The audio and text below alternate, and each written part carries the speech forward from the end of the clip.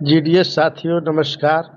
मैं दिनेश कुमार राय, राष्ट्रीय अध्यक्ष भारतीय ग्रामीण डाक कर्मचारी संघ बीएमएस, आप सभी को एक बार पुनः सूचित करता हूं कि हमारा जो डिमांड है, हमारा जो लक्ष्य है, पूरे इंडिया का यूथ जीडीएस का और ओल्ड साथी का सबने जो लक्ष्य की चर्चा व्हाट्सएप ग्रुप में बहुत सारे जगह कर रहे हैं, डिस्कस कर रहे हैं, उस पर बहुत सारा कमेंट आ रहे हैं और ये मैं 3-4 माह से देख रहा हूँ। बहुत सारे यूनियन भी प्रयास कर रहे हैं, लेकिन विगत सप्ताह मैंने मैसेज किया था व्हाट्सएप ग्रुप में कि हिंदुस्तान के सभी जीडीएस मिलकर एक टीम बनाकर हर एक मंडल से, हर एक सर्कल से एक संख्या जो कम से कम 10,000 के आसपास हो, ऐसे लोग 10-15 रोज का कोई ऐतिहासिक जगह से जीडीएस के डिमांड के लिए अगर पदयात्रा हम सभी करते हैं दिल्ली में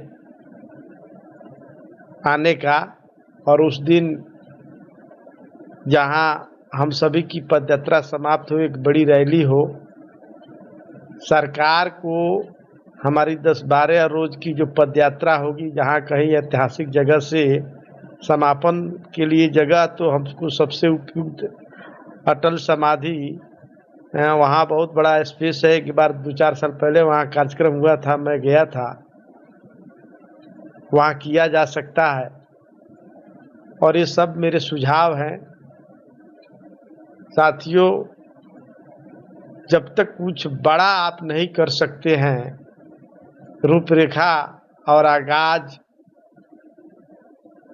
तो सरकार, नेशनल मीडिया, विपक्ष और देश की आम जनता को आपकी सच्चाई से रूबरू होने का मौका नहीं मिलेगा। बहुत सारे लोग को ये भी पता नहीं है पब्लिक डोमेन में कि आपकी ड्यूटी मात्र 4 से 5 घंटा है और इसके लिए आपको 20 से 22,000, 18,000, 19,000 रुपया ही मिलते हैं।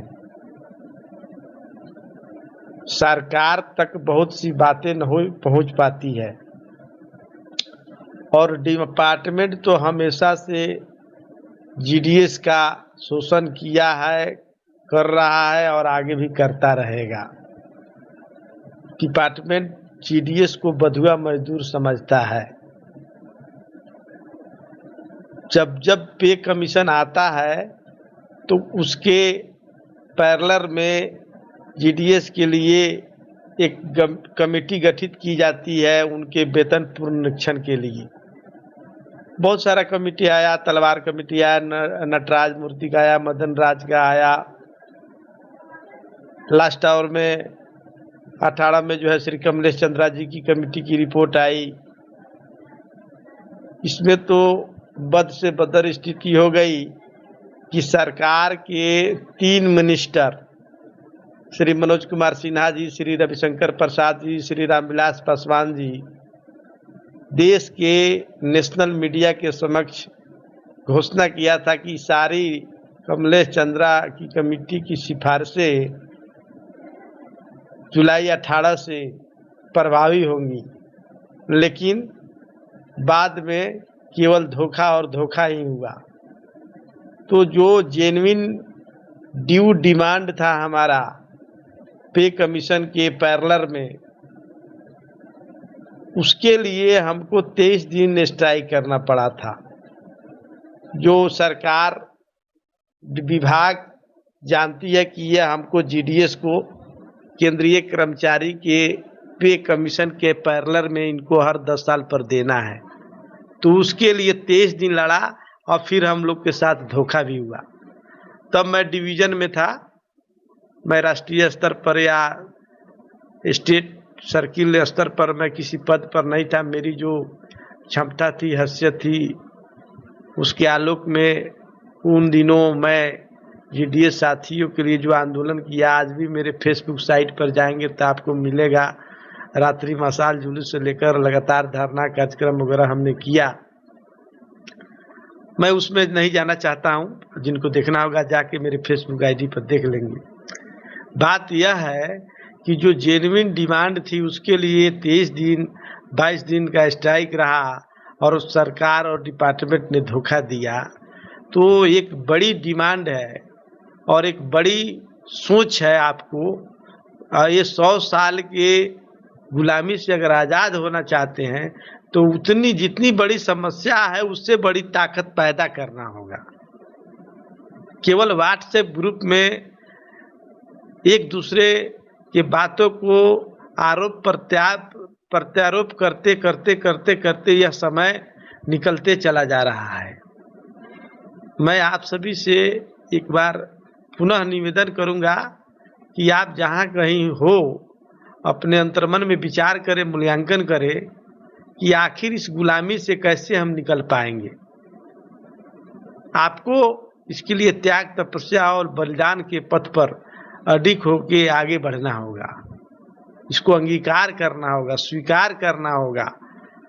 जैसे भारतीय स्वतंत्रता संग्राम के लिए करोड़ों लोग थे देश में, लेकिन लाखों लोग ही फांसी के फंदे को चूमे, शहीद हुए, काला पानी की सजा मिला, वो यातनाओं को सहा, लेकिन अनावर्त जो कारवा था आंदोलन का, भारतीय स्वतंत्रता संग्राम का, वो चलता रहा, अंततः विजय मिला। अगर लाखों लोग जो शहीद हुए देश के लिए, आज़ादी के लिए, अगर वे सोचते कि करोड़ों लोग हैं, सबको इंटरेस्ट नहीं है, मैं क्यों ऐसा करूं, जो सबको होगा वो हमको होगा, अगर ऐसे सोचे रहते तो आज भी देश गुलाम रहा था। लेकिन करोड़ों लोगों में लाखों लोगों ने स्वतंत्रता को चुना अपनी बलिदानी के, अपनी कुर्बानी के कीमत पर, और इस देश को आज़ाद किया जिस आज़ाद भारत में आप हम सभी हैं। तो इतिहास से सबक लेने की ज़रूरत है।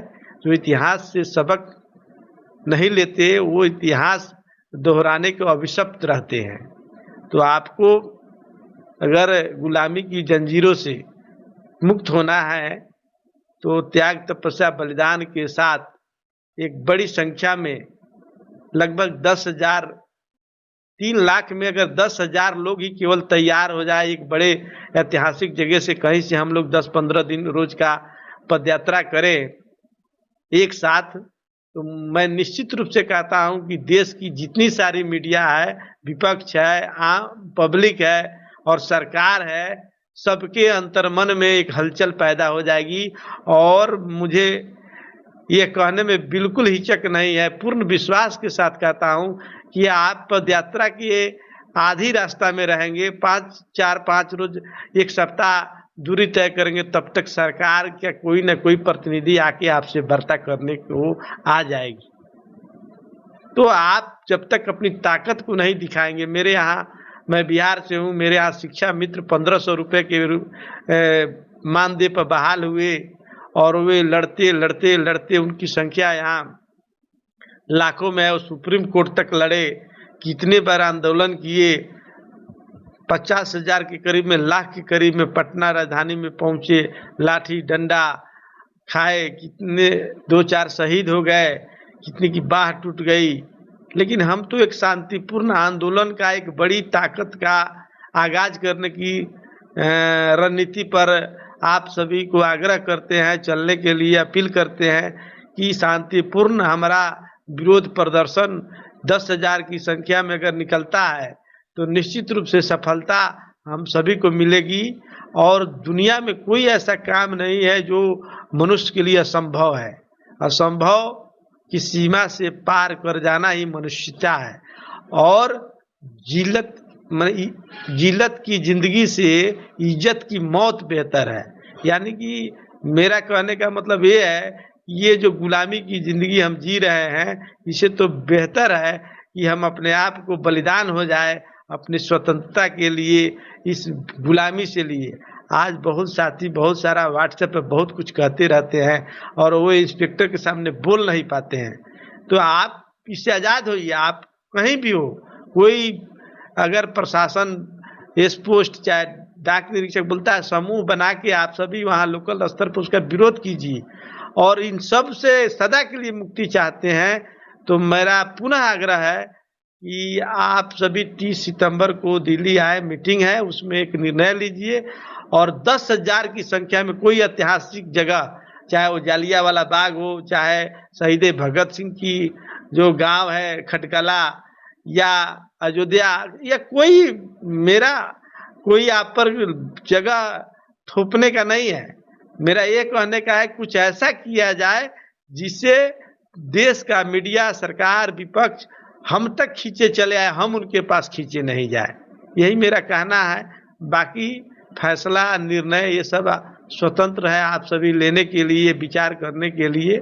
यही मेरा सुझाव रहेगा कि अगर आप आज़ाद होना चाहते हो तो इसी तरीके से हो सकते हो, और 1 दिन 2 दिन का स्ट्राइक करने से, सांकेतिक प्रदर्शन करने से यह बहुमत की सरकार ये सुनने वाली नहीं है। जब तक आप अपनी ताकत को एक साथ इकट्ठे होकर 10,000, 15,000, 5,000 की संख्या में कोई ऐसा अलग हटके कुछ नया कार्यक्रम, जैसे मैंने बार बार इसमें चर्चा कर रहा हूँ पदयात्रा की, वैसे करेंगे तब जाके इस देश की मीडिया, सरकार और सभी सुनेंगे और आपको सफलता निश्चित रूप से मिलेगी। कोई प्रयोग करना चाहिए जीवन में। आदमी को कभी भी किसी मने लक्ष्य से हार नहीं मानना चाहिए, उसको प्राप्त करने के लिए अपने आप को कटिबद्ध, प्रतिबद्ध और संकल्पित होकर, अडिग होकर उस पर आप चलेंगे। मनुष्य क्या को कौन सी ऐसी जो समस्या है जिसको मनुष्य हल नहीं कर सकता है। मेरे यहाँ के थे राष्ट्र कवि रामधारी सिंह दिनकर, उनकी एक कविता है जिसकी 2-4 पंक्ति मैं आपको दे रहा हूँ कि खम ठोक ठेलता जब नर पर्वत के पांव जाते उखड़, मानव जब जोर लगाता है पत्थर पानी बन जाता है। सरफरोशी की तमन्ना अब हमारे दिल में है, देखना है दम कितना बाजुए कातिल में है। इन्हीं क्रांतिकारी कविता और शायरी के साथ देश के शहीदों ने, भक्तों ने, राष्ट्रभक्तों ने इस देश को आज़ाद किया। आप भी अगर अपने आप को आज़ाद होना चाहते हैं, 3 लाख जीडीएस को आज़ाद करना चाहते हैं इस बधुआ मजदूरी से, इस गुलामी कुशासन से, तो निश्चित रूप से घर से निकले और हम सब मिलकर एक बड़े आगाज के साथ कहीं ऐतिहासिक जगह से पदयात्रा करें, इस पर विचार करें। आप सभी के सुझाव सादर अपेक्षित है। जय हिंद, जय भारत।